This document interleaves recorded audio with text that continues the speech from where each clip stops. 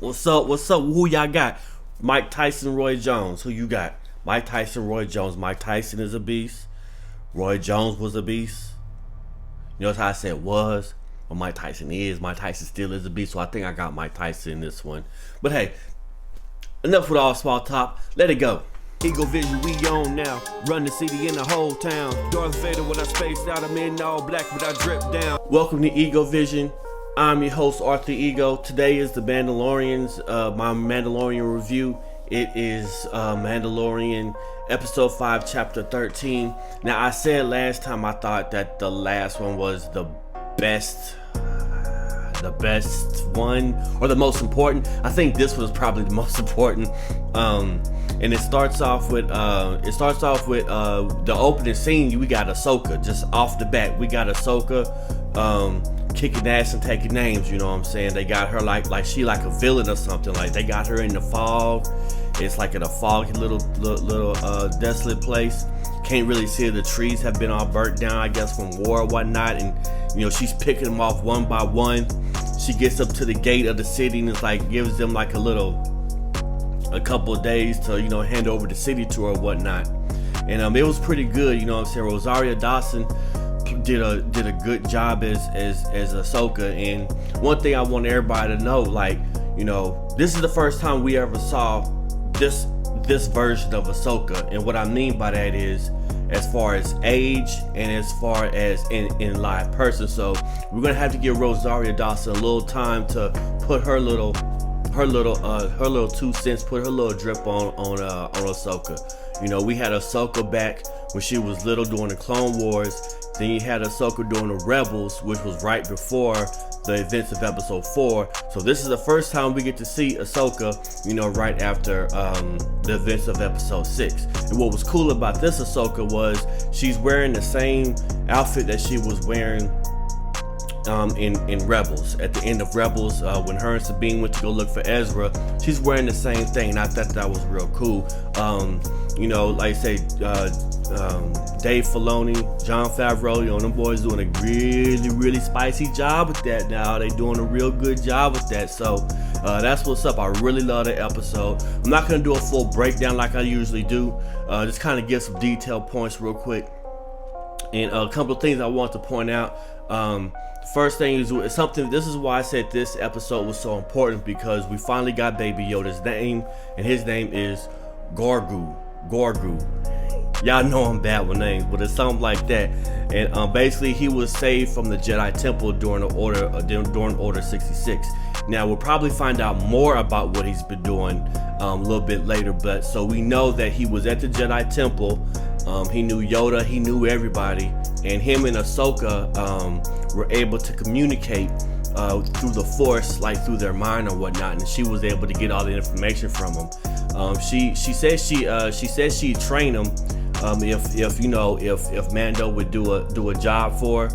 Ahsoka wants Mando to help her get the city back from the Magistrate, and the person that plays the Magistrate is actually Bruce Lee's goddaughter, which I thought was cool too. So Mando and Ahsoka go free the city. They free the city, and at the end of the whole episode, what I thought was really, really important. This is what I really want to touch on is, she's saying the whole time Ahsoka's wanting information from the Magistrate, like, where's your master? And finally they reveal that the master is Thrawn. Okay, that the master is Thrawn. This is who Ahsoka's looking for. Now, I want to pause real quick, and I just want to say, don't let them bait you and don't let them trick you. Thrawn may be a bad guy in Rebels, but we don't know what he's been doing since episode 4. Because you got to remember, the last time we saw Thrawn was at the end of Rebels. So we do not know what him and Ezra have been doing. Him and Ezra were supposed to be together. So it's no telling what they could be doing. So don't get all into, try not to get into he's gonna be the bad guy and he's like the big baddie, or Ahsoka and Mando are gonna fight Moff Gideon and Thrawn. You gotta remember, Thrawn is actually a spy inside the Empire. He came over from the Chiss Ascendancy. He came over as a spy to see what the Empire was doing. And so he wanted to get information because they, from the Chiss standpoint, the Empire and all the other bad guys that that are in the unknown regions, they're all bad to the Chiss Ascendancy. So it's not that Thrawn, his alliances are with the Empire. No, his alliances are to the Chiss Ascendancy. And so Ahsoka may just be looking for Thrawn because Ezra's with him. So we get that, and I think that's going to be important.